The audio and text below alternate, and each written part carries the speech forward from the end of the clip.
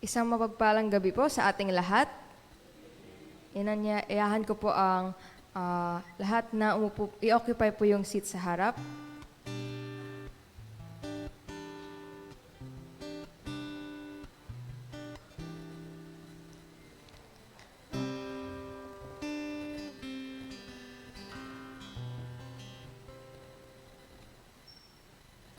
Bagamat po tayo ngayon ay kaunti lamang sa bilang, ang Panginoon pa rin ay tapat sa ating lahat.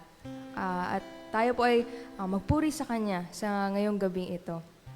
Siya din po ay mapagmahal. So He is worthy to be praised. Sabi po sa Efeso chapter 1 verse 3, "Purihin ang Diyos at Ama ng ating Panginoong Hesukristo, na siyang nagpala sa ating lahat sa bawat pagpapalang espiritual sa kalangitan sa pamamagitan ni Kristo." Verse 4, "Ito ay ayon sa pagpili niya sa atin kay Kristo bago itinatag ang sanlibutan upang tayo maging mga banal at walang kapintasan sa harapan niya sa pag-ibig." So nakikita po natin sa verse na yun kung paano po kamahal tayo ng Panginoon or paano po ka-loving ang Panginoon na tayo ay pinili niya bago pa man itatag ang sanlibutan o bago man ginawa ang mundo. And wala po tayong part nun. It's not something that we should boast, pero it is something that we should praise God for. Kaya tayo po ay tumayo at sama-sama po nating pasalamatan at purihin ang ating Diyos.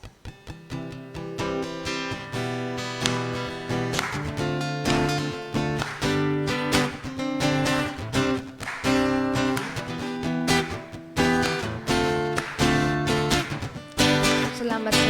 Kung aking mamasdan ang kalawakan, hindi ko maunawaan ang iyong dahilan kung bakit ako'y pinili mo't inalagaan.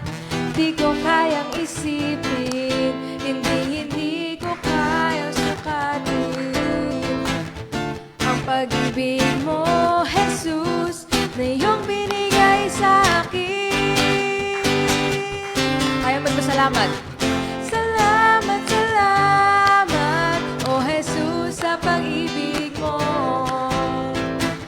Walang ibang nagmahal sa akin ng katulad mo. Salamat, O Jesus, sa pag-ibig mo. Ako'y magsasaya sa piling mo.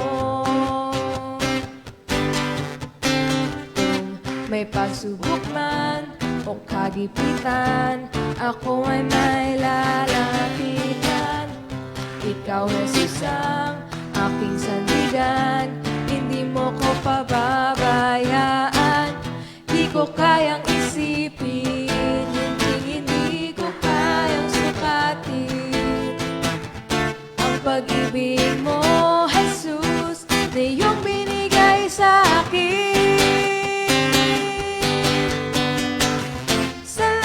Salamat, O Jesus, sa pag-ibig mo.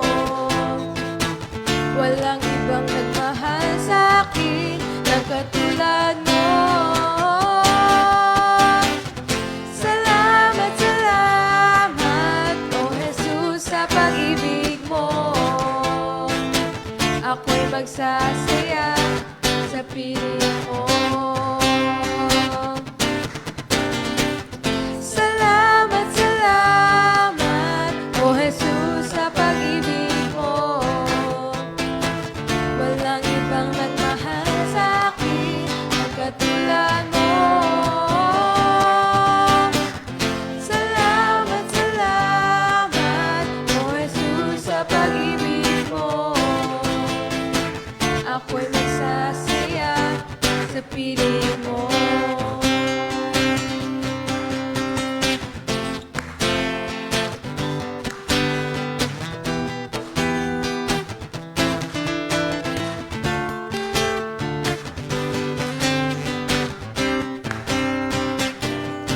Tayo po ay magbigay ng pinakamataas nating papuri sa Panginoon dahil siya lang po ang nararapat sa papuri na ito. Simula nung tayo ay kanyang pinili bago pa man tayo ay pinanganak hanggang sa ngayon na siya ay tapat sa ating buhay.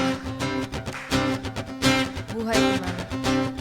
Buhay ko nang purihin ka, buhay ko nang sa'yo'y sumamba. Wala nang ibang nanaisin pa, kundi pasalamatan ka. Buhay ko nang purihin ka, buhay ko nang sa'yo'y sumamba. Wala nang ibang nanaisin pa, kundi pasalamatan ka. Buhay ko nang purihin ka, buhay ko nang sa'yo'y sumamba. Wala nang ibang nanaisin pa, kundi pasalamatan ka.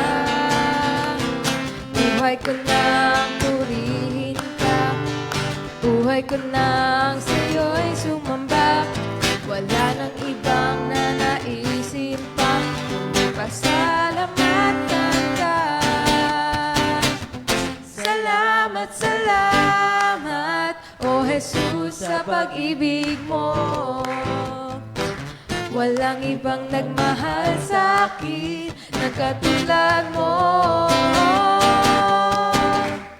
Salamat, salamat, O Jesus, sa pag-ibig mo. Ako'y magsasaya sa piling mo. Salamat, salamat, O Jesus, sa pag-ibig mo. Walang ibang nagmahal sa akin na katulad mo. Salamat, salamat, O Jesus, sa pag-ibig mo. Ako'y magsasaya sa piling mo. Ako'y magsasaya sa piling mo. Ako'y magsasaya sa piling mo.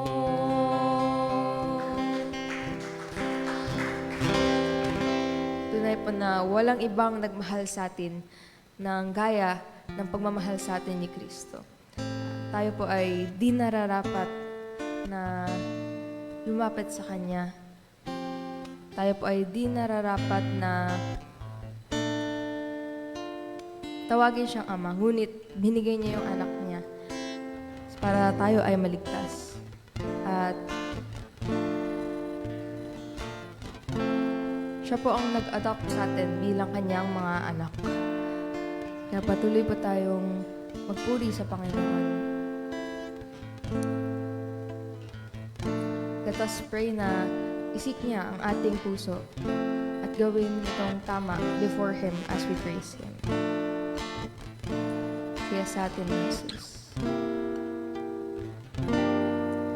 Siya sa atin mo, Jesus, ang puso ko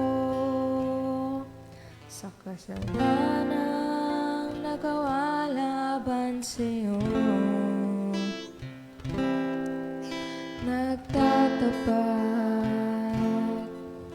sumasamo, dumudulog sa harap ng banal mong trono.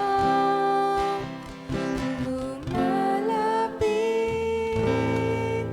tira't karapat-dapat sa kabanalan mo. Biyaya't gawan, kapatawaran sa'yo ay nakamtan ko, o aking Jesus.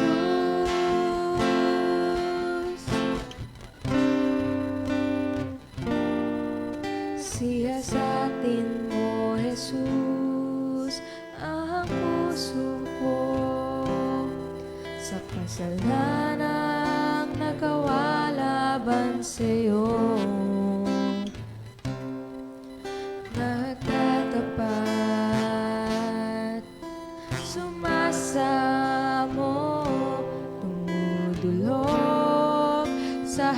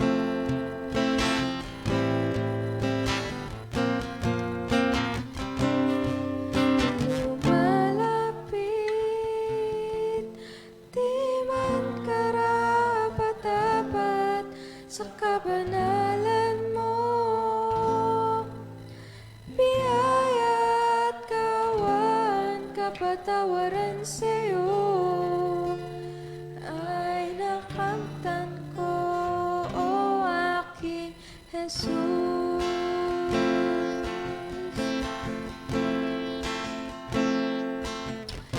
Nung malapit, di man karapat-dapat sa kabanalan mo, biyaya, kawan, kapatawaran sa'yo ay nakamtan ko, o aking lumalapit.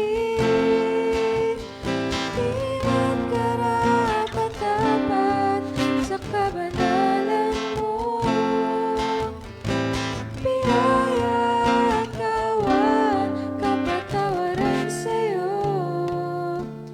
ay nakamtan ko, o aking Jesus. Ay nakamtan ko, o aking Jesus. Ay nakamtan ko, o aking Jesus.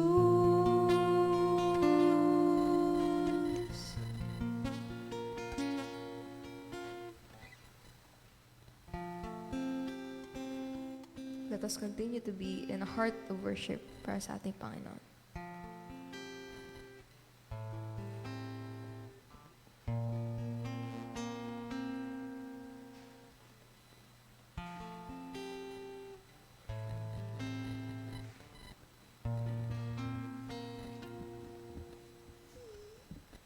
Isang mapagpalang gabi po sa bawat isa sa atin, maging sa mga nasa kanilang mga tahanan, tumutungay sa ating gawain ngayong gabi.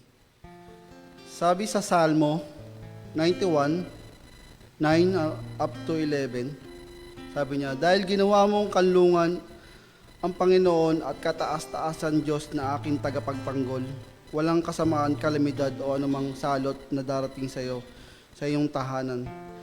Dahil uutusan ng Diyos ang kanyang mga anghel upang ingatan kung saan ka man mapunta. Tayong lahat po ay manalangin. Panginoon, tunay nga na ikaw ay mabuting pastol sa amin, bawat isa sa amin, Panginoon. Sa kabila ng aming mga pagsuway, kakulangan, Panginoon, at mga kasalanang ginagawa sa iyo, Panginoon. Tunay nga, Panginoon, na sa biyaya at kaawaan mo, Panginoon, at kapatawaran sa bawat isa sa amin, Panginoon, ay nakamtam namin. Salamat, Panginoon, kasi sa araw-araw na patuloy mo kaming binabago, patuloy mo kaming pinagiging banal, Panginoon, ay patuloy namin nararanasan ng kabutihan at pag-ibig mo, Panginoon. Salamat sa Panginoon sa pagkakataon na binibigay mo sa amin para magawa namin, Panginoon, ang mga bagay na kalugod-lugod sa iyo, Panginoon. Tulungan mo kami lagi, Panginoon, sa mga bagay na to upang ang lahat ng aming gagawin ay maging kalugod-lugod sa inyong harapan. Dalangin ko, Panginoon, ang mga gawain itong ngayong gabi, Panginoon, ay tulungan mo kami. Bigyan mo kami karunungan upang matutunan namin ang gusto mong iparating sa bawat isa sa amin, Panginoon. Bigyan mo kami yung pusong natuturuan na tenga nakikinig sa iyo, Panginoon. Dalangin ko rin, Panginoon, ang aming connection, Panginoon. Ang aming mga sound system, Panginoon, ay pagkaloob mo kami ng maayos at matiwasay, Panginoon. Dalangin ko rin, Panginoon, ang aking mga kapatid na tumutungay sa kanilang mga tahanan ay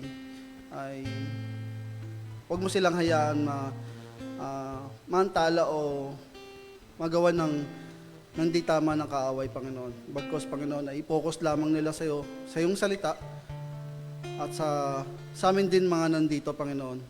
Dalangin ko rin, Panginoon, ang aming tagapagsalita ay bigyan mo siya ng karunungan, at nawa, Panginoon, ang tanging salita mo lamang ang mamutawi sa kanyang labi, Panginoon. Tulungan mo ang bawat isa sa amin, Panginoon. Sa iyo lamang po lahat itinataas ang aming gawain sa gabing ito. Sa iyo po ang papuri at pasasalamat sa pangalan ni Jesus. Amen. Makakaupo na po ang bawat isa. At ngayon po, dadako po tayo sa ating pasasalamat sa ating Panginoon. At alam ko na ang bawat isa sa atin ay pinagpala hindi lang sa ngayong araw na to, bagko sa buong isang linggo. Unahan ko na po.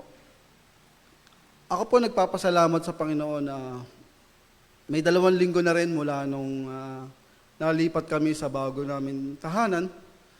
Unang-una nagpapasalamat ako sa simbahang ito na patuloy na kumalinga sa amin sa panahon na wala kaming masisilungan.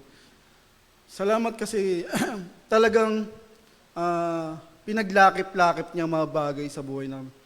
Bagamat may malaki kaming adjustment dahil nga sa laki ng uupahan namin, pero alam ko na tapat ang Diyos na pinaglilingkuran ko. Hindi naman siya nagkukulang sa amin sa pangaraw-araw, bagkos ay talagang pinapakita niya sa amin yung kanyang kabutihan at pag-ibig sa bawat isa sa amin. Nagkakaroon ako ng pagkakataon na kumita rin ng pera para pandagdag sa mga gastusin. Salamat sa opportunity binibigay niya sa akin. Minsan makapagtinda, ganun din sa ministry pinagkatiwala niya rito. Salamat kasi sa tuwing gigisingin niya ako sa umaga, na-experience ko yung kabutihan sa akin kung paano niya ako ginagamit sa pang-araw-araw. Salamat kasi talagang yung kalakasan, yung karunungan na nagmumula sa kanya, talagang hindi ko talaga mawari sa buhay ko na talagang kung ikaw maglilingkod sa Panginoon, talagang bibigyan kanya ng kalakasan at karunungan at lagi kanyang patatatagin sa lahat ng ibibigay niya sa iyo. Salamat sa ganong pribileyo na binibigay niya sa akin. At pinapasalamatan ko yun sa Panginoon. Ganon din sa mga anak ko, sa mga alaga ko sa bahay, maging sa mga umaattend din ng mga anak ko sa mga BBBS. Salamat sa karunungan na binibigay sa kanila ng Lord. Tunay nga talaga na ang Diyos lang nagbibigay ng karunungan sa bawat isa. Natutuwa ako kasi kay Emmanuel, talagang pagdating ko pa lang kanina, sabi niya pa, ang dami ko ng memory verse na kabisado. Pero mas nagsikin sa akin ni Romans 6:23 talagang. At least naunawaan niya yung kabayaran ng kasalanan at merong regalong inaabot sa atin ng Panginoon sa kasalanang nagawa natin at doon sa babayaran nating kamatayan na walang hanggan, kundi panampalataya mo siya para sa buhay na walang hanggan na ibibigay niya sa iyo. Salamat sa ganong edad niya ay natututunan niya yung mga ganong salita ng Diyos, sa mga pangako ng Diyos. Bagamat meron din akong hinanakit itong natapos na school year sa anak ko. Kasi makikita ko yung mga exam ng anak ko, perfect lagi yung exam niya. Tapos sa pagpasok naman sa school, talagang aktibo siya, talagang kikisalamuha siya, maging sa mga sagutan, pero makita ko yung hindi patas sa kalakalan pagdating sa eskwela. Pero ganun talaga eh. Salamat kasi mas naunawaan ko yung joy na binibigay sa akin ng anak ko pagka nakikita ko yung mga kagalingan niya, yung mga na-achieve niya sa kanyang buhay. Salamat kasi talagang, yun nga, kasi talagang nakaranas kami ng parang hindi patas. Kasi talagang, makita mo minsan yung, hindi naman sa mga nanay na mga nagdadala sa mga teacher, pero makita mo kasi minsan yung top notcher nila, makikita mo, mababasa mo minsan sa GC nila, malilate yung anak nila dahil na-late yung gising. Kasi sa akin pa lang, doon pa lang may character na yung batay, tapos magiging top 1 siya. Sabi ko parang hindi siya naging patas sa anak ko, pero salamat pa rin sa Panginoon kasi mas pinauunawa niya sa akin na hindi naman yung kagalingan ng anak mo yung magbibigay sa iyo ng kaligayahan, kundi yung kung paano mo pinaglilingkuran ng Panginoon niya. kung paano niya, nakikita ko siya, lumalaki siya na nakikita ko yung salita ng Diyos sa buhay niya, nakikita ko talaga yung pagiging aktibo niya. Talagang salamat sa Lord kasi talagang pag nagsabi siya sa akin na kabisado ko na yung 2 verse na kaninang pinag-aaralan namin. Nandun talaga yung kagalakan sa puso ko na talagang binibigay niya karunungan sa anak ko. Ganon din sa kalakasan na pumapasok sa mga sa mga kapatid ko, sa mga kasama ko sa bahay na siya nagtatrabaho din. Salamat sa pag-iingat niya at salamat sa pag-iingat niya rin sa akin sa pagbibisikleta hanggang sa ako'y makauwi at makabalik. At ganon din kanina, talagang sabi ko, Lord, paano ako makakatin sa gawain kasi talagang kagabi pa lang, kasi talagang overtime sa trabaho, marami talagang gawain. Pero di ko alam bakit pinangyari ng Lord yun. Kasi 3 lang naman kami. Yung isa may undertime siya, tapos yung isa, hindi ko naman siya ginusto na maaksidente siya, pero mas kinailangan niya mas magpahinga dahil nga ako na lang yung natira doon. Thankful ako sa Lord kasi nag-uwihan kami ng maaga ngayon. At ngayon nakapag-ready ako para sa kanyang gawain at maging worship leader. Salamat sa ganong pagkakataon na kumikilos siya, pero hindi ko naman din ginusto na may maaksidente sa amin. Pero salamat kasi talagang pinagpipray ko sa Lord. Noon lunes pa lang, paano yan Lord kasi ganitong oras ako makakauwi. Pero yun, salamat sa Lord kasi talagang siya yung tumutupad ng mga panalangin mo na basta gagawin mo sa kanyang gawain at ibibigay mo para sa kanya ay gagawa siya ng kaparaanan. Kaya yun, binabalik ko lahat ng papurit pasasalamat sa Panginoon. Kung may nais man pong magpasalamat, balik na pasasalamat sa Panginoon, hinahayaan ko po ang lahat.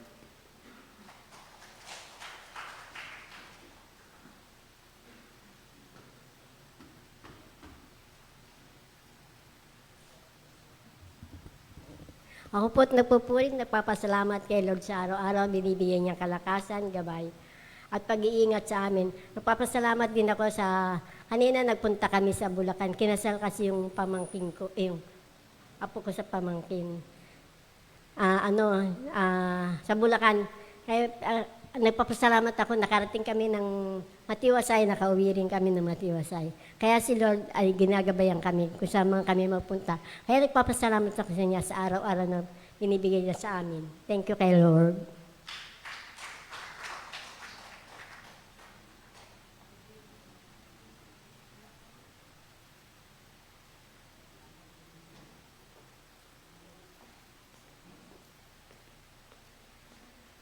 Walang hanggang pasasalamat at kagalakan sa puso ang patuloy na pinagkakaloob ng Panginoon.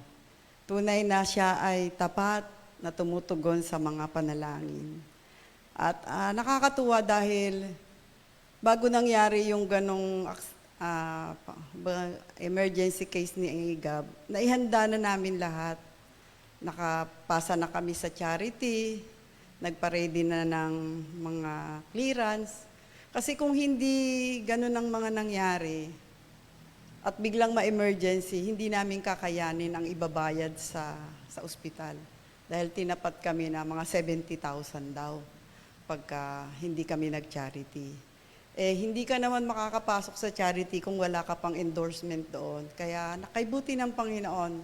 Kaya pala hinanda na kami sa ganong sitwasyon dahil may emergency mangyayari doon sa bata. Salamat sa Panginoon sa kabutihan niya, sa mga panalangin ninyo. Maraming salamat dahil ngayon nakaraos na si Gab, wala na siyang swero, maring bukas daw makauwi na siya. At alam ko po na patuloy na magpo-provide ang Panginoon, anuman yung bayarin, dahil ang ating Diyos ay Diyos na tapat, Diyos na mapagmahal, at Diyos na nagpo-provide ng ating mga pangangailangan. Kaya pinupuri ko po siya at dinadakila sa pangalan ni Jesus.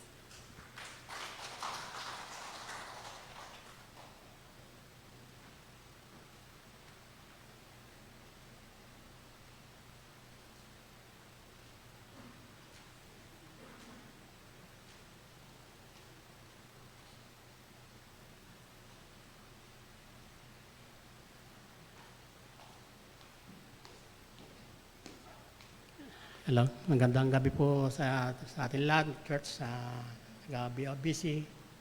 Share ko lang po yung sa aking family. Salamat sa Panginoon sa araw-araw na protection niya, lalo na sa aming anak sa kanyang pagpasok hanggang sa kanyang pag-uwi. Tsaka yung experience namin ni Mrs. sa pag-aalaga kay nanay. Salamat pa. Last Friday, kahit na nagkaroon ng sugat si nanay sa ulo, so isa pa, nag-ilom kagad. Salamat sa mga pastor natin, mga kapatiran na dumadalaw kay nanay. Alam, minsan nakakatawa si nanay. Minsan nasambit niya na wag na raw siya ipag-pray para kunin na raw siya ni Lord. Siyempre, ayaw natin ng ganon. Gusto ng ating kapatiran, lalo na kami na makasama pa namin si nanay. Pero last Monday, ng madaling araw, nagising si nanay, gustong tumayo.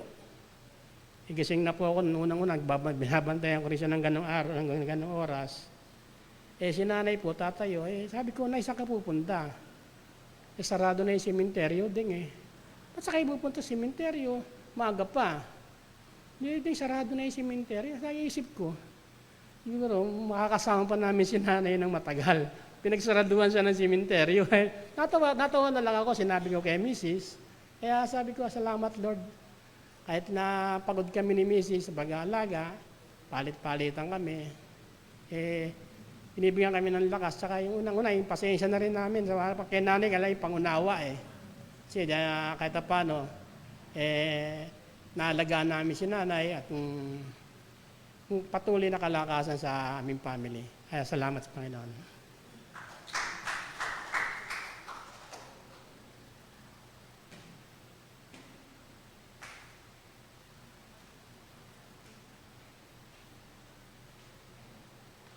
Ako din po ay nagpapasalamat sa Lord sa opportunity na muling maturuan ang mga bata through BBS. Salamat sa Panginoon sa mga batang dinala niya para makinig ng kanyang salita. Salamat din sa Lord sa mga teachers na ginagamit niya dun sa pasensya, sa karunungan, tsaka sa pag-aalaga at pagmamahal nila dun sa mga bata. And sabi nga sa Matthew 19:14, but Jesus said, "Let the little children come to me and do not hinder them, for to such belongs the kingdom of heaven." So kahit na malilikot sila at kahit na hindi mo sila masaway ng isang beses, andun pa rin, nakikita mo pa rin yung kagalakan dun sa mga teachers na tumatakbo at tumahabol sa kanila. So salamat sa Lord kasi walang nagrereklamo, walang nagko-complain.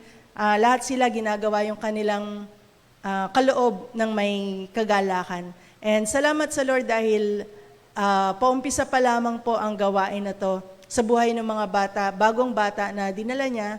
Samahan niyo po kaming patuloy sa pananalangin na hindi lamang hanggang linggo ng week na ito namin sila makasama, kundi makasama natin sila hanggang sa sila ay lumaki na, tumanda na, and maglingkod din sila sa Panginoon.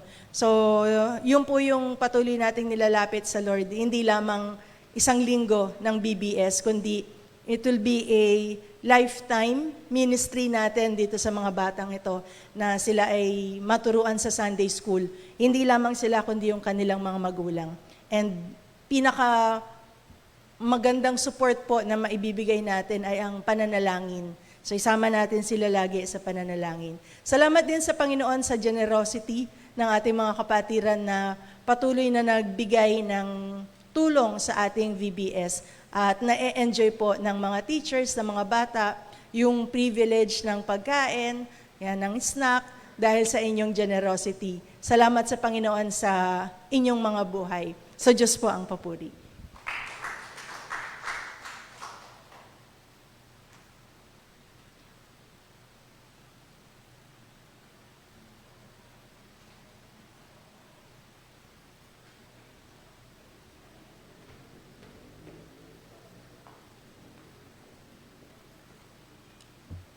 Sige po, tayo po ay tumunghay na po sa salita ng Panginoon ngayong gabi at ako po ay nagagalak na muling tumayo sa inyong harapan upang ibahagi po ang salita ng Diyos sa gabing ito. Tayo muna po ay manalangin at hingin po natin ang kanyang patnubay po sa bawat isa sa atin. Dakilang Diyos na aming Ama't makapangyarihan sa lahat, kami po ay humihingi po sa inyo ng karunungan upang maunawaan po namin ng lubos ang inyong salita. Dalangin din namin ang inyong pangungusap sa bawat isa sa amin. Ikaw, Panginoon, ang siyang mag-convict sa amin at mag-rebuke sa amin, magpaalala at mag-encourage din sa amin. Tulungan mo kami, Panginoon, na sa pamamagitan ng mga bagay na aming maririnig ay makalakad po kami ayon sa inyong pamantayan at masunod po namin ang inyong kalooban. Bigyan niyo po kami, O Diyos, palagi ng pusong natuturuan at tulungan mo kami magpakumbaba sa inyong harapan upang matanggap namin, Panginoon, ang mga pagpapalang espiritual na inyo pong ipagkakalob sa bawat isa sa amin. Gayon din ang aking panalangin para sa aking mga kapatid na nasa kanilang mga tahanan, naway maging maliwanag din po sa kanila ang mensahe sa pamamagitan, Panginoon, ng panonood po nila. Patnubayan niyo po ang anumang gadget, pagpalain niyo po ang kanilang sambahayan at nawa, Panginoon, ay maitaas ka sa buhay ng bawat isa sa amin. Maraming salamat, Ama. Ito po ang aming panalangin sa pangalan ni Jesus. Amen. Last Sunday po, ang ating paksa ay causing a brother to sin o yung pagiging sanhi ng pagkakasala ng ating pong kapatid sa Panginoon. Which is for me, a very important lesson of accountability. A very important lesson of accountability for us to neglect or not to come to a point of realization and personal reflection. Napakahalaga po ng paksa na ito at napakabigat para baliwalain po natin o kaya huwag natin bigyang halaga yung pag-reflect. Personal reflection. Alam po natin na ang Diyos ay kinamumuhian niyang kasalanan. God hates sin. But seldom we realize and seldom we think that He even more hates those person who's causing someone to sin.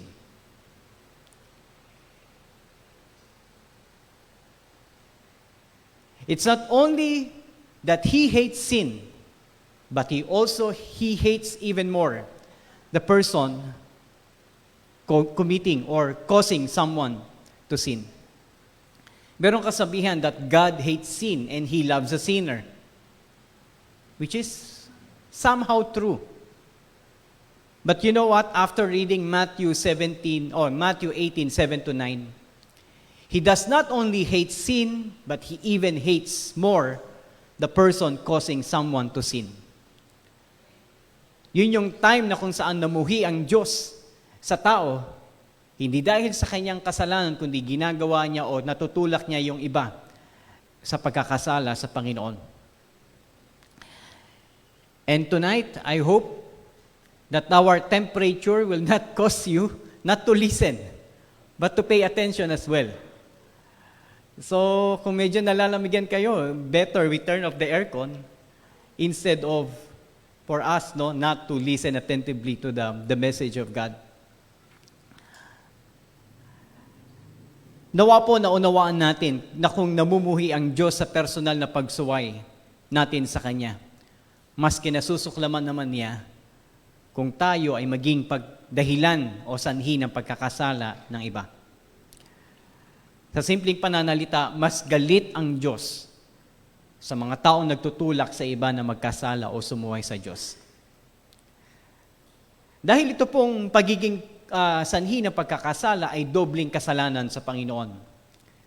Una, nagkakasala ka sa Diyos. Ikalawa, tinutulak mo yung iba na magkasala din sila sa Diyos. At yung pagiging sanhi ng pagkakasala o pagtutulak sa iba na magkasala, kung ating pong isipin, kaninong gawain yon? Gawain yun ng dyablo. Gawain yun ni Satan. Ang dyablo ang nagtulak kina Eva at Adan na magkasala sa Diyos. Siya ang nagtukso o nagbuyo kay Eva at Adan na sumuway sa Diyos. Kaya kung tayo ay nagiging sanhi ng pagkakasala, wala tayong ibang tinutularan kundi ang dyablo. So tayo na nagsasabing may Kristo sa ating puso, pero kapag tayo ay naging sanhi ng pagkakasala, ibig sabihin ang dyablo ang siyang nasusunod sa ating mga buhay.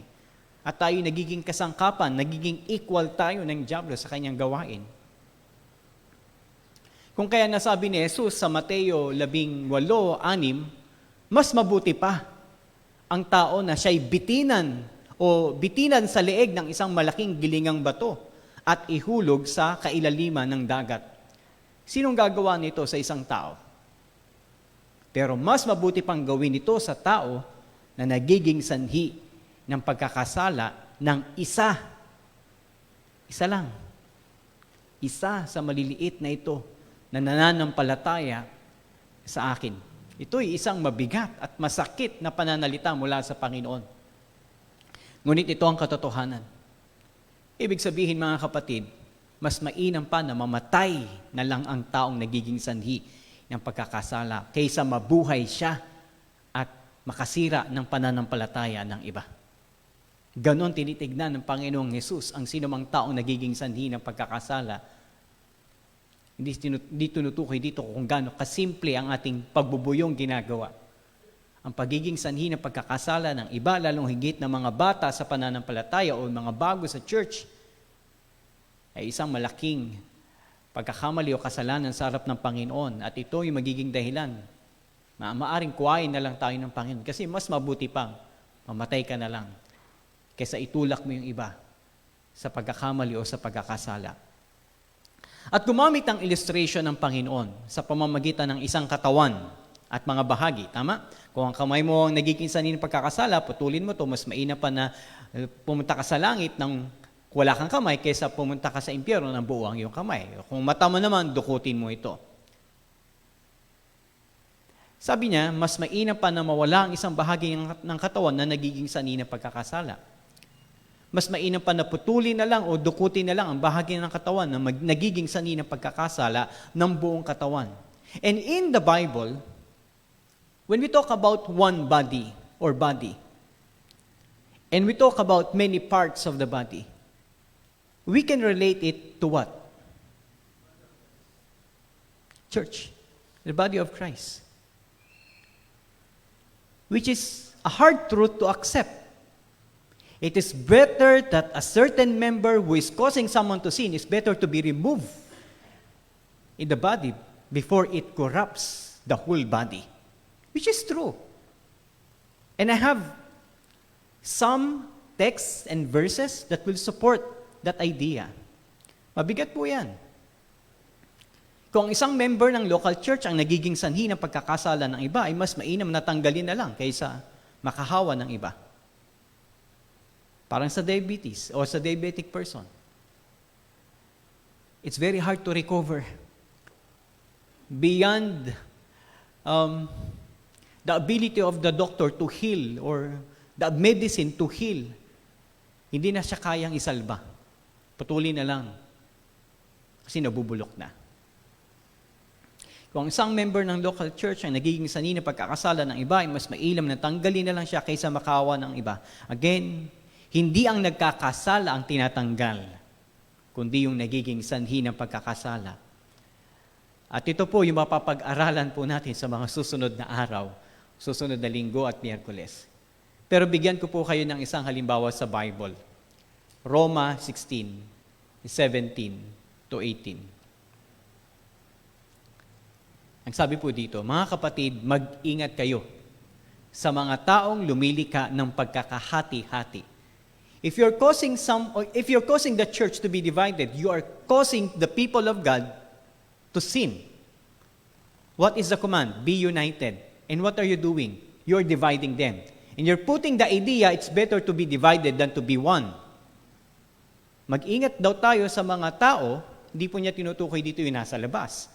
Tinutukoy niya rito yung nasa loob na nakaka-impluwensya sa atin. Again, we do not have a problem for the people outside. But our main concern is the people inside. Lumilika ng pagkahati-hati at gumugulo sa pananampalataya ninyo. Nangangaral sila. It means that they have the ability to teach and they have the ability to speak. Nangangaral sila ng laban sa mga aral na natanggap nyo sa amin. Kaya iwasan nyo sila. Ang mga taong ganyan ay hindi naglilingkod sa Panginoong Hesukristo. They claim that they serve Christ, but they do not serve Christ. Kundi sa sarili nilang hangarin. There's personal agenda. Sarili nilang hangarin, sila sumusunod. Dinadaya nila ang mga kulang sa kaalaman sa pamamagitan ng mahuhusay at magaganda nilang pananalita. So these people, sabi ni Apostle Paul, mag-ingat kayo. So huwag niyo silang pakikisamahan. In Titus 3:10-11, very explicit po ang sinabi ni Pablo. Maaring ito ay nangyayari sa iglesia na sa Creta na kung saan pinangungunahan ni Tito. Pagsabihan mo ang mga taong sumisira sa inyong pagkakaisa. Itakwil mo siya kung pagkatapos ng 2 babalay, hindi pa rin siya nagbabago. So after 2 reminders, nag-cause siya ng division, pinagsabihan mo. Then for the second time, ganun pa rin ang kanyang ginagawa. Ang sabi ni Paul kay Titus, itakwil mo na yan. Paalisin mo yan. Alam ninyo na masama ang ganyang tao at ang kanyang mga kasalanan mismo ang magpapatunay na paparusaan siya because that is not a believer. Kasi walang tunay na mananampalataya ang magiging sanhi ng division o hindi pagkakaunawaan sa loob ng church. Imbis na makatulong, siya ang sumisira. Ang sabi ni Paul, alisin mo yan. So itong mga taong nabanggit na nagiging sanhi ng pagkakasala sa loob ng church, dapat silang pagsabihan ng ilang beses. 2 beses. Hindi ito literal. Ibig sabihin, bigyan mo sila ng mahabang pasensya. Pero kapag sumobra na, magkaroon ka ng kapasyahan o discretion na alisin at tanggalin yung mga ganyang tao na hindi talaga naglilingkod sa Panginoong Hesus. Ang paksa natin noong nakaraang linggo ay mabigat na paksa for us not to come to a point of deep personal reflection. Nagiging sanhi ba ako ng pagkakasala ng iba? Yung kilos ko ba? Yung pananalita ko ba? Yung pagbibiro ko ba? Yung ugali ko ba? Ay nagiging daan upang magkasala at lumayo sa gawain ang mga mananampalataya, lalo higit yung mga bago pa sa pananampalataya. Nagiging sanhi ba ako para yung ibang mananampalataya manghinawa sa paglilingkod sa Panginoon? Nagiging sanhi ba ako ng pagkakampi-kampi sa church? Nagiging sanhi ba ako para ma-discourage yung iba na naglilingkod sa Panginoon na talagang binibigay nila yung puso nila sa Panginoon. Pero after some words, after some gestures na pinakita ko sa kanila, na-discourage at malis na. Hindi na naglingkod sa Panginoon. Yung pagiging pasaway ko ba ay natuturo ko sa iba na maging pasaway din sila. Na-impluwensyahan ko ba sila ng pagiging pasaway ko? Yung pagiging tamad ko ba sa gawain ay nakakahawa, nakokopya na rin ng iba na maging tamad din sa gawain. At iniisip nila na kung ang mga ito na matagal na sa pananampalataya ay ganun ang kanilang pinapakita na malasakit, na walang malasakit sa gawain, bakit ako magmamalasakit sa gawain? Ganun ba yung nagiging idea nila? Ganun ba yung nagiging kaisipan, lalo higit ng mga bago? Inuudyukan ko ba? Ito yung another reflection natin. Inuudyukan ko yung iba na huwag ka nang dumalo. Punta na lang tayo sa ganito. Ganun ba yung aking nasasabi minsan? At ako po, hindi po ako ligtas sa reflection. Kaming mga pastors ay hindi po exempted. May mas malaki kaming pananagutan sa Panginoon. The more that we have to reflect with the message that we have heard last Sunday. As a pastor, yung actions ko ba and examples ko pa reflect as pastors, or really pastors of the church? Do I point them to Christ? Or I mislead them? Do I practice what I preach? So that people will not be confused which is right and which is wrong. Because it's very hard, no? Bilang isang pastor. You tell what is right, but you do what is wrong. And the people will be confused. Which is which? What is really right? And what is really wrong? Lalo higit yung mga bago sa pananampalataya.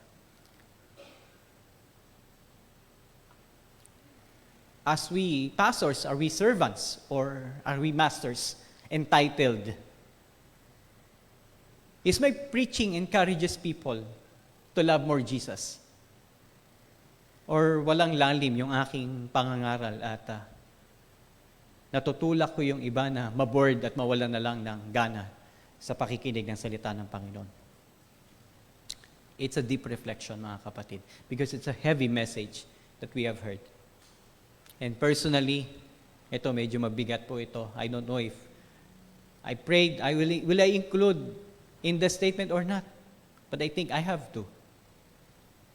Kung nakikita niyo po sa akin, personal, I'm not saying to other people or to other leaders, kung nakikita niyo po sa akin na hindi ko nagagampanan ng pagiging pastor ng church na ito, sabihin niyo, ako na mismo ang bababa sa position. Because what is the purpose, what is the sense of staying in a position that for the title that I do not perform? Dahil habang tumatagal, lumalaki at lumalaki lang yung responsibilidad ko at pananagutan sa Panginoon. And that's really my conviction. If you see, if there will be a time that I do not perform well anymore, and as a pastor of this church, I do not preach anymore the Word of God to you, and I lead you to wrong teaching, tell me.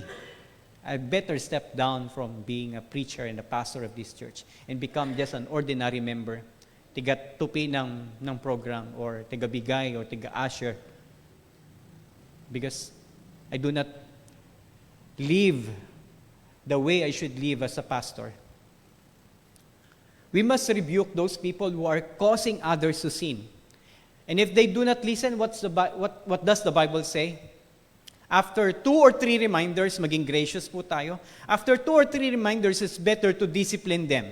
But if they will not submit to church discipline, and if they would not repent, sabi ng Bible, treat them like unbelievers.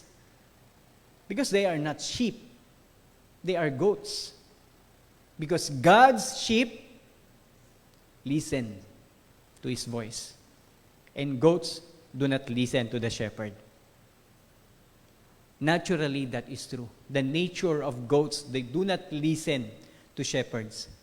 But the nature of sheep, they listen to shepherds. They recognize their own shepherd, none other than the Lord Jesus Christ. Ganito ang dapat gawin natin sa mga nagiging sanhi ng pagkakasala. And it's a serious matter that we need to really reflect sa atin na huwag tayong maging ganito, na huwag tayong humantong na tayo yung maging sanhi ng pagkakasala, because makaligtas man tayo sa punishment ng church dito sa sanlibutan, dito as a church. Hindi man tayo madisiplina, but God will discipline us for sure. And the discipline never stops until you learn. And if you will not submit to discipline, for sure, our reward will be at stake, or perhaps we are not really a believer. Pero ano yung gagawin naman natin sa mga kapatid na naitulak sa pagkakasala? Bago pa sila maging sanhi ng pagkakasala, paano natin pakikitunguhan itong mga tao na naibuyo nila sa pagkakasala? Ito po yung paksa natin ngayong gabi. How to deal with difficult little ones. Although sa ating program sa online is how to deal with difficult people. But of course, with the context of causing someone to sin, which is the little ones, how do we deal with those little ones na naibuyo sa pagkakasala and they become difficult? How do we deal with them? And in 1 Thessalonians 5:14, it's very explicit And very nice verse, no? Very informative and theological verse, how we should deal with difficult little ones. Let us open our Bible in 1 Thessalonians 5:14. And there are 3 types of little ones and 3 approaches how to deal with them. Ang sabi sa verse 14, "We urge you, brothers and sisters, admonish the unruly, encourage the faint-hearted, help the weak, be patient with everyone." So itong mga naibuyo sa pagkakasala, ito yung mga naging unruly. Ito yung mga natulak sa pagkakasala, sila po yung naging faint-hearted. Itong naibuyo sa pagkakasala ay naging weak. So paano natin i-encourage itong mga taong ito? Hindi natin sila dapat kamuhian. Hindi natin sila dapat tanggalin. Ang sabi ng Bible, tanggalin yung nagiging sanhi. Pero yung nagkasala, hindi mo sila dapat tanggalin. Dapat mo silang tulungan upang hindi sila maging sanhi ng pagkakasala. Number 1, admonish the unruly. Bakit sila naging unruly? Simply because someone influenced them to become unruly. Someone influenced them to become idle. Someone influenced them to become divisive. Perhaps these are people, no, meron silang leadership capability. I'm not saying a gift, because if it's a gift, it must manifest that you use it for God's glory. In a worldly perspective, they have the ability to lead, but they do it in a wrong way, or they apply it in a wrong way. These are people who are influencers, but bad influence. So how do you deal with them? Admonish them. What is admonish? Sa Tagalog po, kung inyong babasahin, sa dalawang translation po ang Tagalog eh. Yung unang translation, yung mababaw, at yung mga makabagong translation, turuan ng mga tamad. Kasi po, yung tamad na tinutukoy doon, or lazy ones, wala po silang ginawa kundi magchismis. Okay, magchismis. The gossipers, yung tinutukoy niya, yung nagiging sanhi, o yung masitsit. Sabi dito, turuan daw sila. And then yung ibang old translation na Tagalog, ang sabi, turuan ang mga manggugulo. Siguro kung ako, magta-translate ako, no? Turuan ang mga pasaway. Kung bakit sila naging pasaway? Dahil naturuan silang maging pasaway. So what is the meaning of admonish? You know, the meaning of admonish is to tell them what are the consequences of their actions. Paalalahanan mo sila kung ano ang maaaring maging mangyari o maaaring mangyari sa kanila kapag ipapatuloy nila ang ganitong uri ng pagkakasala, yung panggugulo, the unruly, yung hindi nakakatulong sa pagkakaisa ng church. Turuan mo sila, sabihin mo sa kanila sa pamamagitan ng salita ng Panginoon kung ano ang kahihinatnan ng mga taong ganito. Yung nabasa natin kanina, paalalahanan mo sila na hindi sila dapat maging ganun. Kasi kung magpapatuloy ka sa pagiging unruly, patuloy kang magiging sanhi ng pagkakampi-kampi, time will come na matutulad ka sa mga tao na pinaalis dahil, or inalis dahil naging sanhi ng pagkakampi-kampi. Tell them the consequences of their action. Hindi lang sabihin mo, wag yan, bawal yan. Sabihin mo rin kung ano mangyayari sa kanya kung ipagpapatuloy niya yan. Bigyan mo sila ng babala. Bigyan mo sila ng babala. Upang magising sila sa katotohanan na yung ginagawa nila ay hindi simple or hindi minor offense. Kaya ito yung inuuna ni Paul eh. Admonish the unruly. Bago niya sinabi, encourage the faint-hearted and help the weak, you have to tell the truth to the unruly. Rebuke them of the Word of God, from the Word of God, what should be the consequences of their actions, kung anong maaaring maging mangyari sa kanila. Kung anong dapat maging hakbang ng church sa mga taong ito. Now, I don't know if we have this kind of people in our church. But if they do, kung meron man, At nalalaman natin na yung kanyang ginagawa ay hindi nakakalikha ng pagkakaisa ng church. Bagkus nahati ang church, dapat nating pagsabihan, kapatid, kung ipagpapatuloy mo yan, ito ang mangyayari sa'yo. Mas mainam pa na tanggalin ka na lang kung pagpapatuloy mo na maglumika ng pagkakampi-kampi. At kung mamiss man ng leaders, mamiss man ng church na tanggalin ka, ang Diyos ang magtatanggal sa'yo. Hindi ko lang alam kung sa paanong kaparaanan. Yun po yung napakasakit. Kapag ka ang Diyos ang nagbaba, ang Diyos ang nagpahiya sa atin. Second, aside from admonishing the unruly, yung mga pasaway, yung mga kung saan talagang major threat sa kaisahan ng church, na dapat natin pagsabihan. Ikalawa, encourage the faint-hearted. Sino naman itong mga faint-hearted? Ito po mga faint-hearted, ito po yung mga masigasig na naglilingkod sa Panginoon, pero biglang tinamad. Maaring na-offend sila, maaring na-discourage sila, maaring nakarinig sila ng mga bagay na hindi maganda. Dahil nga, mga bago pa sa pananampalataya, alam po natin, pag bago sa pananampalataya, sabi nila, mainit, masipag sa gawain. Pero pag dumating yung punto ng buhay nila na nakarinig sila at na-discourage sila sa pananalita o kilos, magiging faint-hearted po sila o mawawalan po sila ng gana. Manghihinawa. So, anong gagawin natin sa kanila? Encourage them. Maaring isang kapatid na natisod sa isang kapwa kapatid. Ang sabi, ang pagkatisod po, pagka-offend ng isang bagong mananampalataya o bata pa sa pananampalataya, kapag na-offend mo siya, ikaw rin nagiging sanhi ka ng pagkakasala na hindi dapat mangyari. So kaya iwasan po natin na makapagsalita na ika-o-offend o ikahihina, ikahihinawa o ikawawalang gana ng sino mang nagsisipag sa gawain. So anong gagawin natin kapag ang itong taong ito ay nanghinawa sa gawain, tinamad sa gawain, dahil nakarinig siya ng mga bagay na hindi niya dapat marinig. O nakita niya yung kabulukan ng sistema, o kaya natisod siya, leader pa man din, pero ito nang ginagawa. Ganito na rin ang gagawin ko. Encourage the faint-hearted. When you say encourage, remind them that you are not serving people. Whom are you serving? You are serving Christ. So do not look at people. Kasi pag tumingin ka sa tao, ano pong mararanasan mo talaga? Discouragement.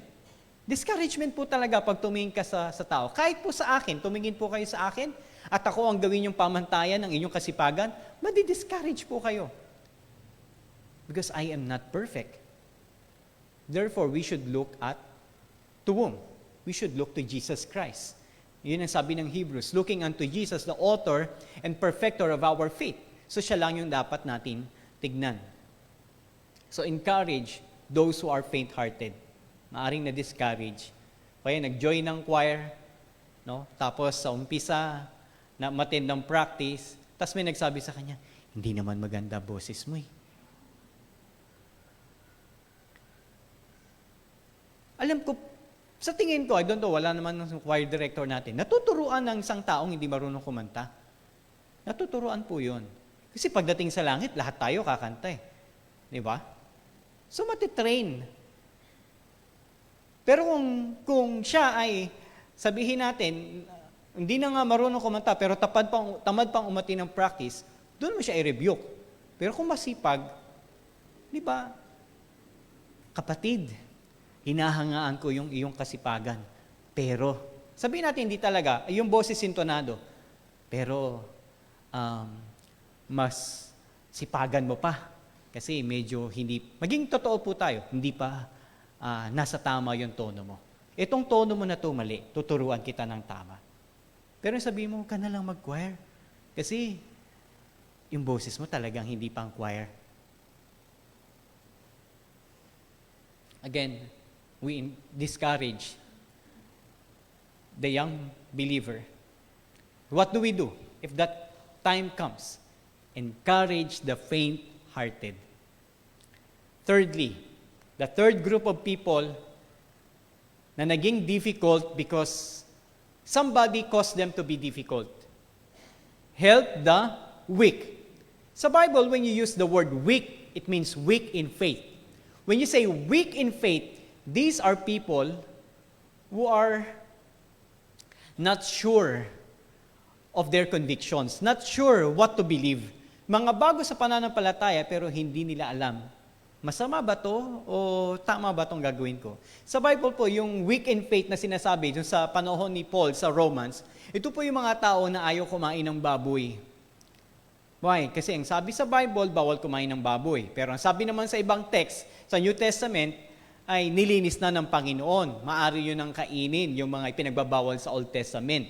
Kasi kaya lang naman pinagbawal yun sa Old Testament simply because yung mga ibang mga nation kumakain ng baboy. Para ikaw maiba, para matanong ka, bakit hindi kayo kumakain ng baboy? Para magtanong sila na kasi sabi ng ni Yahweh, sabi ng Diyos namin, bawal kumain ng baboy. So para makita yung kaibahan, kaya sinabing bawal kumain ng baboy. Now, ang pagpapakita ng kaibahan is no longer what you eat, but how you live your life.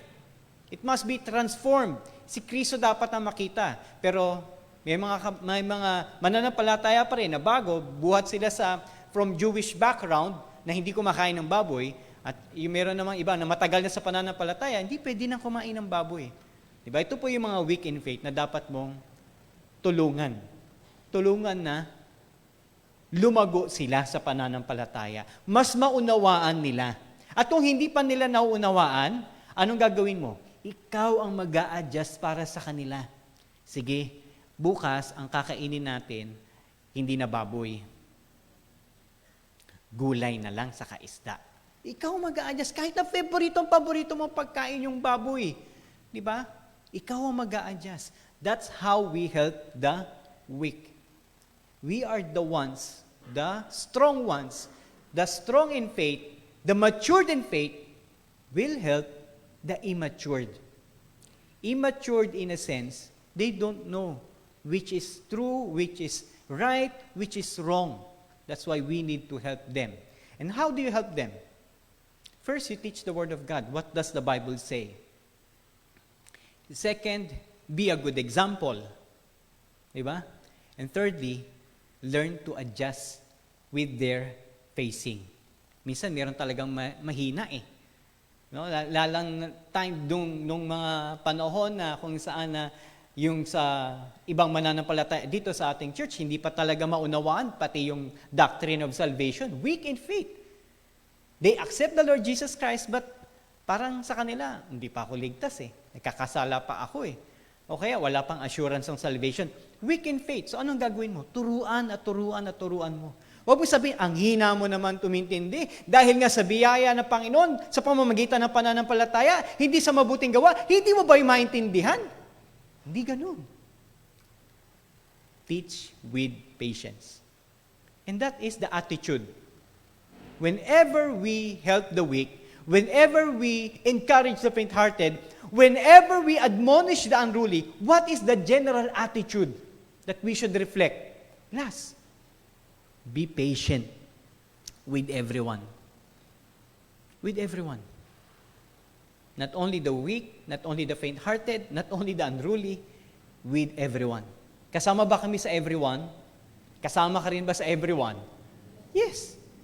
Be patient with others. Also be patient with yourself. Because we cannot control the attitude of others, and we cannot control the learning ability of others. We cannot control the emotion of others. So let us be patient with everyone. And the Bible says that love is patient. Ang Diyos po ba pasensyoso? Amen. Amen. Kung hindi po pasensyoso ang Diyos, ano pang ginagawa natin dito? Di ba? Lahat tayo ay napuksa na. Lahat po tayo ay naparusahan na. At kung pagdating sa pasensya ang pag-uusapan, mas mahabang pasensya ng Panginoon. So, ganun din yung pag-ibig na ipakita mo sa mga kapatid mo na difficult, mahirap pakisamahan, unruly. Okay? Yung pala absent sa gawain. Di ba? Minsan ako, personal, nakakapagod na mag-remind, kapatid, wala ka, kapatid, wala ka, kapatid, wala ka. Kapatid, kailan ka ba attend? Lagi ka na lang wala. Di ba? Nakakapagod. Pero kung magpapadala tayo sa pagod, then we did not apply itong verse na ito. Then we become difficult also. Amen? And last verse na ating pag-usapan, babasahin, Galatians 6:1-2. Brothers and sisters, okay, every one of us, if anyone is caught in any transgression, you who are spiritual should restore him in a spirit of gentleness. Ibalik mo siya sa paglilingkod ng merong kahinahunan. Okay? Gentle. Keep watch on yourself. Tignan mo rin yung sarili mo. Lest you too be tempted. Baka ikaw rin yung matukso. Paano natutokso yung isang taong naghihila sa isang tao na bumalik sa paglilingkod sa Panginoon? Mawalan ka ng pasensya. Okay? At magalit ka sa Kanya. At mag-doubt ka rin sa sarili mo. Leader ba talaga ako? Pastor ba talaga ako? Kung pastor ako, bakit hindi nila ako pinakikinggan? Be patient or lest you be tempted. Verse 2. Bear one another's burden. Magdalanan tayo ng pasanin sa isa't isa. Alam niyo po, sa church, meron talagang papasanin ka. As in, pakikitunguan mo ng maayos kahit hindi ka pinakikitunguan ng maayos. Pagpapasensyahan mo kahit na malapit nang maubos yung pasensya mo. Bear one another's burden. Magdalanan tayo ng kabigatan natin sa isa't isa. Bakit? Kasi hindi lang naman, ikaw din naman minsan nagiging pabigat ka. Ikaw din naman minsan nagiging pasaway ka. Lahat po tayo ay potential na maging unruly. Lahat tayo potential na maging faint-hearted. Lahat tayo maging potential na weak. Bear one another's burden. At pag ginawa daw po natin ito, dealing right with difficult people, what do we do? In general, so you fulfill the law of Christ. And what is the law of Christ? Love one another as I have loved you. That's how you love people around you. Difficult, heavy message last Sunday that we need to reflect. Baka tayo nagiging sanhi ng pagkakasala ng iba. Pero yung mga natulak sa pagkakasala, huwag natin silang kalimutan. Sila yung mga dapat i-restore. Sila yung mga dapat i-deal bago pa sila maging sanhi ng pagkakasala ng iba. That's the body of Christ. We are group of sinful, imperfect people saved by the grace of God. That if not of the grace of God, we will not be here. But let us trust the grace of God to deal with these difficult people. It's not your power nor your might, but it's the Spirit of God that will help us. Okay? Yung mga teachers, mga bata, kanina, di ba, nagtatakbuhan, di ba? Minsan natitempt ka na, ihagis na lang sa bintana o kaya pauwiin na lang. Di ba? Ihagis sa bintana, no? Di ba, natitempt ka minsan na, simpleng kurot lang, no? Di ba? Pero these are little ones. Sabi ng Bible, these are also little ones. That you must encourage them to, sabi nga ng ating kapatid na Vilma kanina, di ba? Huwag niyong, hayaan niyo sila na lumapit sa akin. Huwag niyo silang pagbabawalan. Okay, kahit gaano kalikot, gaano kakulit, di ba? Huwag mong pagbabawalan lumapit sa Panginoon. Kung lumalapit sa Panginoon, lagi mo siyang i-welcome. Amen po.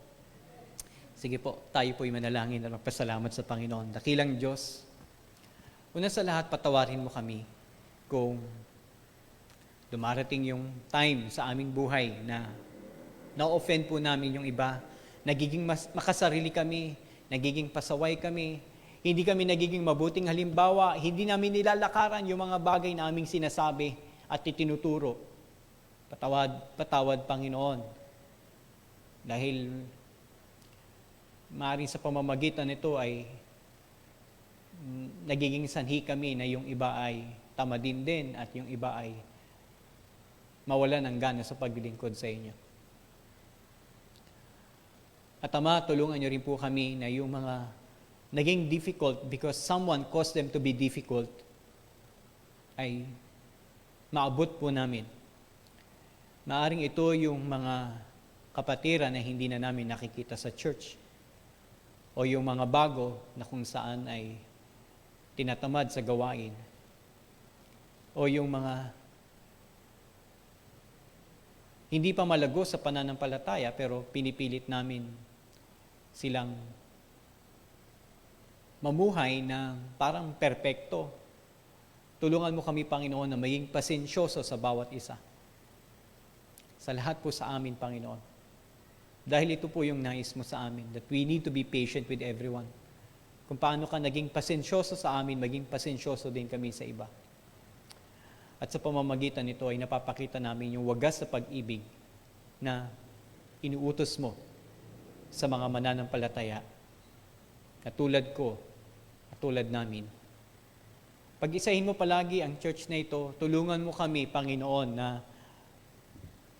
kumilos ng iisang katawan at ma-encourage namin ang lahat na magpatuloy sa gawain at lumalim sa pag-ibig sa inyo. Maraming salamat, O Diyos, sa inyong paalala sa amin sa rebuke na aming natanggap ngayong gabi. Ito po yung paraan mo upang kami matuto at ito yung paraan mo, Panginoon, upang baguhin namin yung mga dapat baguhin na hindi nagpapakita ng larawan ni Kristo sa aming mga buhay. Naway, hindi lang ito ngayong gabi, kundi panghabang buhay, habang kami naririto sa lupa, ay lagi naming isaisip ang katuruan na ito. Salamat po muli, Ama. Ito po aming panalangin sa pangalan ni Jesus. Amen.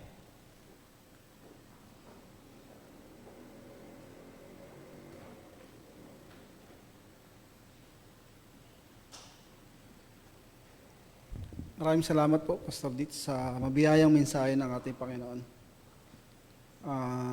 Tayo po ngayon ay dadako sa ating pagkakaloob. Sabi po sa Hebreo 13:16, at huwag nating kalimutan ang paggawa na mabuti at pagtulong sa iba, dahil ang ganitong uri ng handog ay kalugod-lugod sa Diyos. Salamat, ang pagbibigay at pagkakaloob ay isang gawaing mabuti at pagtulong sa iba sa pag-abot sa mga nangangailangan. Tayo po lahat ay manalangin. Panginoon, maraming salamat po sa aral na tinuro mo po sa amin, Panginoon. Salamat sa pag-ibig mo, Panginoon. Salamat sa mahabang pasyensya binibigay mo sa amin. Nawa, Panginoon, ang ganitong uri ng pag-uugali, Panginoon, ay lagi mo ituro sa amin sa aming habang buhay, Panginoon. At nawa, Panginoon, ay marami pa kaming matulungan at magpasanin sa mga bigatin sa bawat isa. Tulungan mo lagi kami, Panginoon, na maging mabuti kaming ehemplo sa bawat isa sa aming mga kapatid, Panginoon. Ganon din sa aming mga gawain, Panginoon. Salamat sa mga tao mapagbigay at sumusuporta sa gawain mo, Panginoon. Dalangin ko, Panginoon, na bigyan mo kami ng pusong nagkakaloob at nagbibigay, Panginoon, upang ang iyong gawain, Panginoon, ay lumawak at magpatuloy sa habang buhay, Panginoon. Sa lahat ng papuri, pasasalamat sa pangalan ni Jesus. Amen.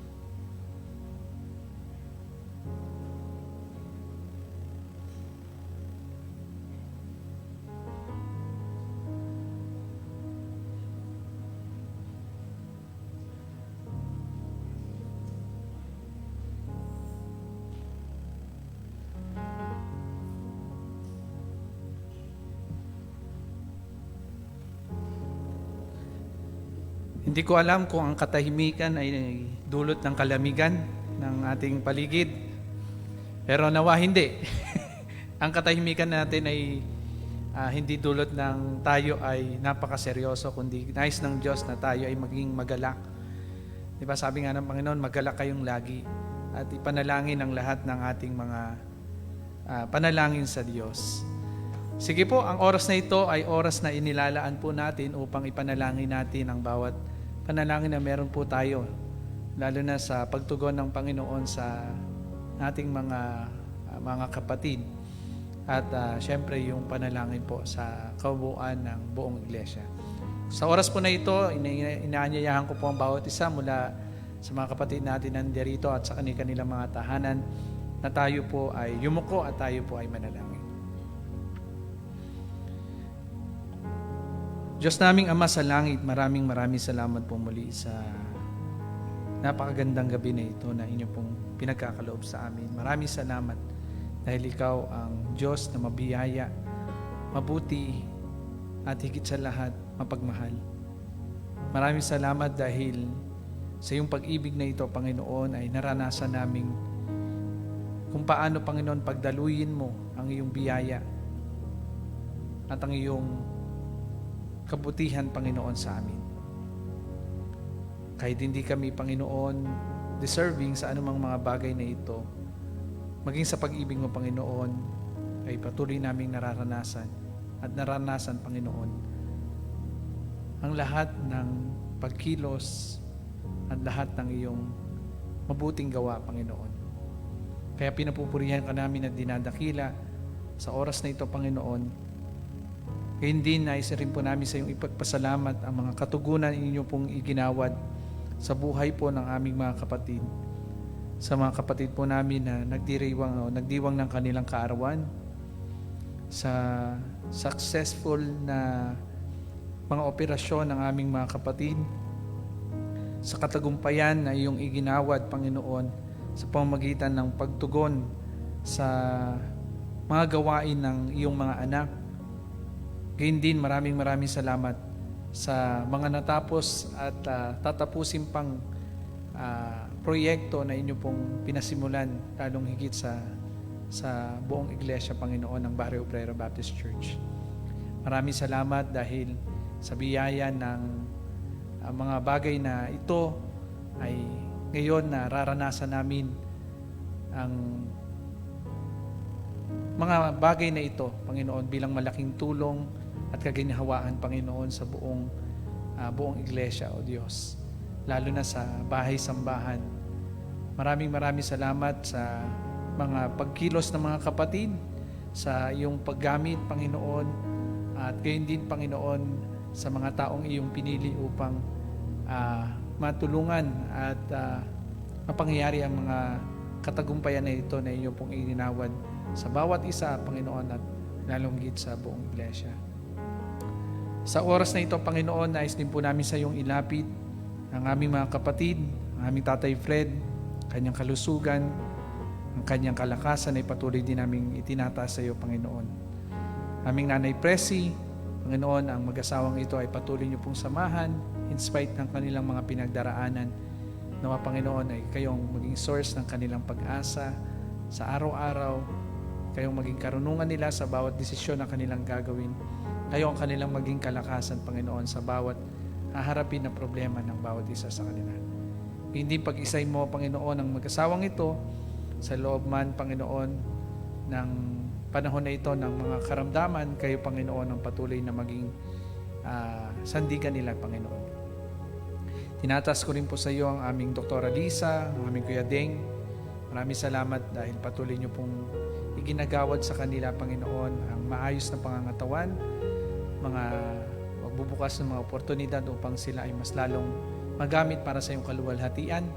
Dalangin namin, Panginoon, na patuloy niyo pong palakasin at patuloy niyo pong gamitin ang kanilang buhay pa sa mas marami pang mga bagay na kung saan ay makikita hindi lang sa buong iglesia kundi sa kanilang mga nasasakupan, sa kanilang mga pinangungunahan, sa mga taong nakapaligid sa kanila, na ikaw ang Diyos na hindi lang nagpapagaling ng kanilang karamdaman, kundi ikaw rin ang Diyos na napakabuti, na nagsusustain maging ng kanilang kalakasan. Lord, tinataas ko rin po sa iyo si Nanay Pilipa sa kanyang eye condition, aming Nanay Seni Aguila sa kanyang heart condition, maging ang aming Nanay Seni Leander sa kanyang health condition. Lord, ilan lang ito sa mga nanay po namin na until now they are still doing, Panginoon, and struggling from this sickness. Yet, they are still continually giving their lives, Panginoon. Ginagamit ang kanilang buhay na nagpapatuloy sa gitna man ng karamdaman, Panginoon, ay nagpapatuloy silang magpagamit sa iyo, O Diyos. Kahit din sa kanilang edad, nakita ko, O Diyos, kung paano niyo pong silang igawad, Panginoon, ang opportunity na makasamba, makapagpuri at makaserve sa iyo, Panginoon, through the ministry, Panginoon, na inyo pong pinagkakatiwala sa Kanya. Kaya dalangin po namin, O Diyos, na sa lahat ng kondisyon na ito na meron sila, ay patuloy na maranasan nila ang lubos na kagalingan na nagpumula sa iyong mapagpalang kamay. Lord, dalangin ko rin po sa iyo si Ate Michelle Boricano, lalo na sa kanyang thyroid condition.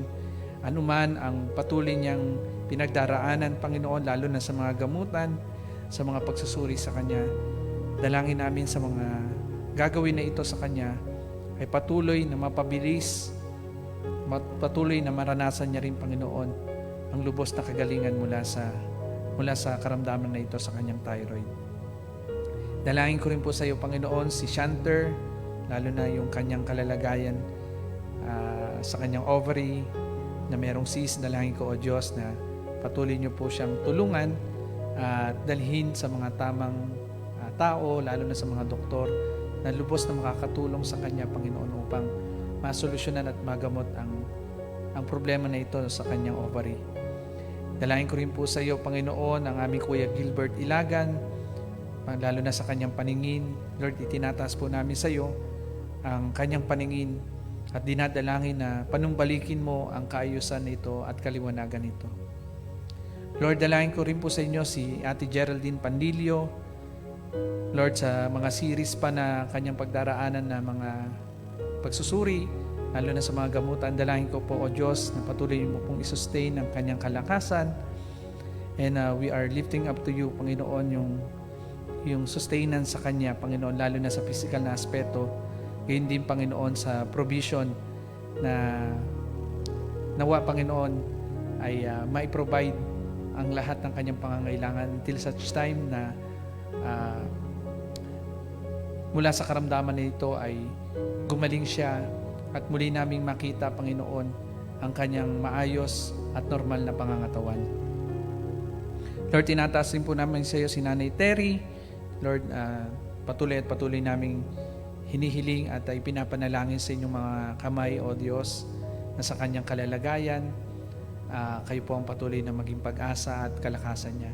Kahit sa mga period na may mga pagbabalik-balik, O Diyos, ng mga sugat sa kanyang paa, yet we believe na kayo, Panginoon, ang kanyang tanging kaparaanan at tanging kagalingan, O Diyos. That you will use itong event ng kanyang buhay, yung karamdaman ng kanyang buhay, na ang mga tao sa kanyang paligid will be amazed, Panginoon, sa patuloy na ginagawa mo sa kanyang buhay. Even the doctors, we pray na nawa ay patuloy niyo po silang gamitin upang ang kalalagayan na ito ng aming Nanay Terry ay mapabuti, Panginoon. Lord, dalangin rin po namin sa iyo ang mother po ng aming Pastor Eric Bolivar. We are praying ng healing para sa kanya pong karamdaman sa breast cancer. And we pray also yung provision na kakailanganin nila mula sa mga gamutan na ito ay patuloy po namin itinataas sa inyo. Lord, we are continually praying din po para sa aming Pastor Sam, lalo na yung kanyang paghahanda sa nalalapit na operation this coming August. We pray na nawa ay mas lalo mo siyang palakasin hanggang sa period sa araw ng operasyon ay maging normal ang lahat, Panginoon. Lord, we are also praying yung kanyang mga ilang pang pangangailangan, lalo na sa pinansyal, yung kanilang ginagather na salapi para sa kabuuan ng kanilang bayarin sa ospital, ay patuloy namin itinataas sa iyo, Panginoon, sa mga gagamitin mo, O Panginoon, at idadako mo sa kanila upang matulungan sila sa bahaging na ito. Ngayon pa lamang, Panginoon, ay nagpapasalamat na po kami. Lord, patuloy rin po naming hinihiling at patuloy na ipinagkakatiwala ang buhay ng aming Nanay Tinding sa inyo. Alam niyo po, Panginoon, na kayo po, Panginoon, ang tanging makapagbibigay ng kapanatagan at ng kapayapaan sa kanyang puso. Kaya, Panginoon, ay patuloy namin siyang itinataas sa iyo, lalo na sa period na ito na sometimes may kahinaan ang kanyang physical na katawan dahil sa kanyang edad. But we believe na sa iyong mga kamay ay siya ay laging magiging safe, Panginoon. At ligtas at kayo, Panginoon, ang patuloy na magiging kalakasan niya. Lord, tinataas din po namin sa iyo ang family members ng aming Ate Edna Sanchez, si Ate Erlinda Pamintuan, Emerlita Moti, ang aming Kuya Roger, maging yung kanyang sister-in-law na si Nina Sanchez. Ang mga pamilya po na ito ng aming Ate Edna ay dumadaan sa panahon ng karamdaman, O Diyos. Ang ilan sa kanila, Panginoon, ay humihiling ng kagalingan at gayon din po, Panginoon, ang ilan sa kanila ay naghihintay at patuloy na hinihiling, Panginoon, ang iyong pangunguna, lalo na sa mga nalalapit na operasyon. Lord, dalahin ko po, O Diyos, na samahan niyo po sila. At kung ang ilan sa kanila, Panginoon, ay wala pang relasyon sa iyo, gamitin mo, Panginoon, ang panahon na ito ng kanilang karamdaman na makita nila sa kanilang buhay, hindi lang ang kagalingang iyong igagawad sa kanila, kundi makita nila na ikaw lamang ang tanging Diyos na kanilang kailangan, Panginoon, na kahit sa gitna ng karamdaman, ikaw ang magbibigay ng kapanatagan at pag-asa sa kanilang mga puso. Samahan niyo po sila at patuloy niyo pong samahan din ang kanyang buong sambahayan. Lord, tinataas din po namin sa iyo ang aming Mami Julie Andaya. Lord, we lift up to you yung kanyang kalusugan at patuloy mo po siyang palakin sa araw-araw. Gayun din po, we are praying sa kapatid at sa mga anak po ng kapatid po ng aming Dr. Alisa, si Kuya Froilan at ang kanyang dalawang anak na si Mira at si Lyra. Lord, patuloy niyo po silang samahan, lalo na sa panahon na ito na kailangan nila, Panginoon, ng iyong pangunguna, lalo na sa provision sa panahon ng pagpapagaling mula sa mga naranasan nila, Panginoon. Lord, patuloy ko pong itinataas sa iyo at patuloy na maging kumpleto, Panginoon, o lubos nilang maranasan na sila ay makarecover mula sa aksidente at lubos na kagalingan ng aming dalangin sa kanila. Lord, we are also praying for Nanay Adji sa kanyang kalusugan. Nawa ay kung loloobin mo, Panginoon, mapanumbalik ang kanyang memorya at muli siyang makaalala, Panginoon, at yung kanyang pangangatawan din, O Diyos, ay patuloy mong palakasin. Nang sa gayon, ay muli namin siya makasama sa mga gawain katulad nito, O Diyos.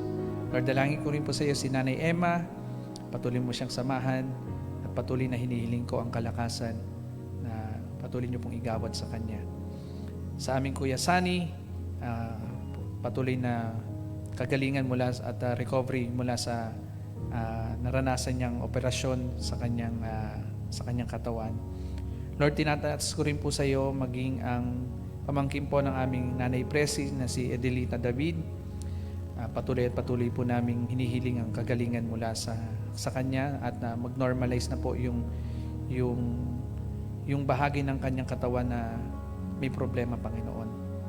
Lord, tinataas ko rin po sa iyo si Teacher May at aming Deacon Sunny. Ang mga kapatid po namin na ito ay patuloy po namin hinihiling, lalo na sa period na ito na sila ay merong mga karamdaman. Dalangin namin na kayo, Panginoon, ang mag-sustain ng kalakasan at ng kagalingan sa kanila, Panginoon. Samahan niyo po sila and we're praying na nawa mapabilis ang kanilang pagaling nang sa gayon ay muli rin namin sila makasama sa mga gawain. Lord, tinataas ko rin po sa iyo si Nanay Rosie, ang aming Deaconess Maureen Francisco. We pray na patuloy po silang tulungan, Panginoon, gayon din sa kanilang karamdaman na nararanasan sa aming Nanay Rosie sa kanyang pag-ubo at sa aming Ate Maureen naman para sa kanyang vertigo. We pray for healing para po sa mga kapatid po namin na ito. Lord, maraming salamat din sa iginawad mong tulong at paggabay, lalo na sa operasyon ni Gab. We pray na nawa sa period na ito na siya ay nagre-recover kahit sa kanyang murang edad, Panginoon, ay patuloy na ipakita mo, Panginoon, na ang kagalingan, Panginoon, at lalong higit ang pagpilis ng kalakasan at panunumbalik ng kanyang lakas at kasiglahan ay iyo pong amin pong inilalapit sa inyo, Panginoon. Hanggang sa bukas, ingatan niyo po sila kung loloobin na sila ay makauwi na sa kanilang tahanan. We pray ang patuloy mong paggabay lalo na sa mag-asawang Romel at Tintin. Dalangin ko po, O Diyos, na patuloy mo silang palakasin at patatagin ang kanilang pananampalataya sa iyo, Panginoon. Lord, dinadalangin ko po sa iyo ang kabuuan ng church, ang mga kapatid na mayroong karamdaman ngayon, hindi ko man sila mabanggit, kayo po ang patuloy na kumilos sa kanilang buhay, lalo na sa kanilang pangangailangan. Ang aming dalangin ay patuloy mo silang kawaan at bigyan ng kagalingan mula sa karamdaman na ito. Lord, dalangin ko rin po sa iyo ang ilang pang bahagi ng gawain na inyo pong ipinagkakatiwala sa amin, lalo na sa DBBS. We pray for those teachers na nagtuturo, palakasin niyo po sila at ilayo sila sa anumang karamdaman, Panginoon, nang sa gayon patuloy na magamit ang kanilang buhay sa pagtuturo para sa mga batang kanilang tinuturuan. Gayon din sa mga bata na nag-join ng DBBS, lalo na sa mga batang hindi pa nag-involve sa ministry at sa church. We pray na nawa maging avenue, maging daan ito upang ang mga batang ito would be trained sa edad nila na ngayon, Panginoon, hanggang sa panahon na sila ay patuloy na kumilala sa iyo at gamitin mo, Panginoon, ang kanilang buhay bilang instrumento ng pagpapalawak ng iyong kaharian. Hindi lang sa kanila, kundi maging sa kanilang mga pamilya, Panginoon. We pray na gamitin mo ang church na ito to reach out to them, to lead them, Panginoon, at alagaan, Panginoon, ang mga batang ito, gayon din ang kanilang pamilya. Alam po namin na itong ministry na ito ay pinagkatiwala mo sa amin.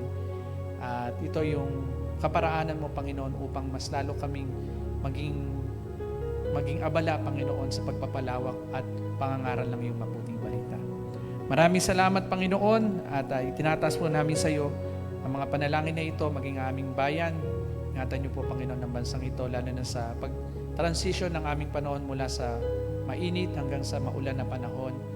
Ang mga kababayan namin na maaaring maapektuhan ng mga pag-ulan, dalangin po namin ang iyong protection at pag-iingat po sa kanila. Sa aming mga leaders, we are praying na nawa, gamitin mo ang kanilang buhay upang ang bayan na ito ay madako, Panginoon, sa pag-unlad at pangalagaan mo po sila, Panginoon. Nang sa gayon ay mapapangalagaan din nila ang kanilang mga nasasakupan. Lalong higit, we are praying na ang mga leaders na ito would hear your message, Panginoon, at sila rin, Panginoon, ay sumunod sa pananampalataya sa iyo. You send people na maaaring makatulong at makapagbahagi sa kanila at, Panginoon, ang iyong mabuting balita. Gamitin mo sila, Panginoon, bilang epektibong manggagawa mo upang marinig ng mga leaders namin, Panginoon, ang plano na meron ka, ang plano ng kaligtasan na para sila rin, Panginoon, ay sumampalataya at makaranas ng buhay na walang hanggan mula sa iyo. Ito po ang aming dalangin sa pangalan po namin, Panginoong Hesus. Amen. Sige po, tayo po ay humanap ng ating magiging partner para po sa ating prayer time po. And after a few minutes po, tayo po ay magko-close in prayer.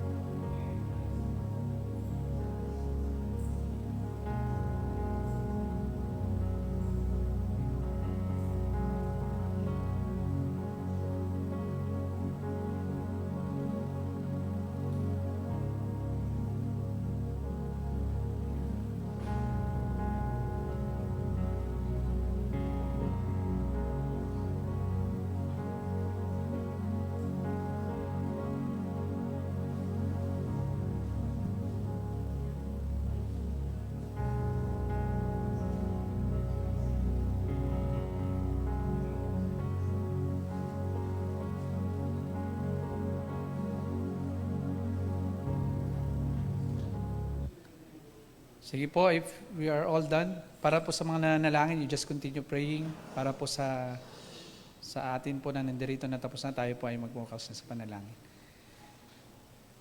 Maraming salamat o Diyos muli sa gabing ito. Maraming salamat sa biyaya ng awitin.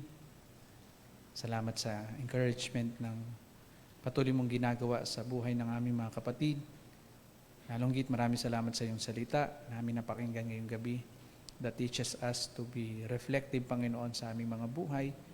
Lalong higit, maging mapagmahal kami sa mga kapatid na nangangailangan ng tulong, O Diyos.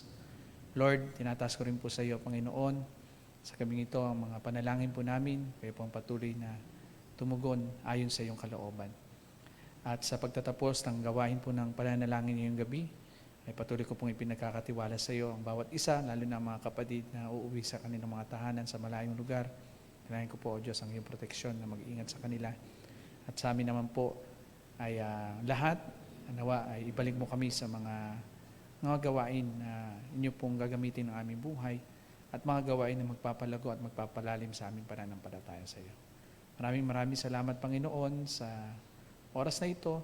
Muli sa iyo po ang kapurihan at kadakilaan sa pangalan po namin, Panginoong Yesus. Amen, amen. Magandang gabi po. Dito na po natatapos ang ating gawain.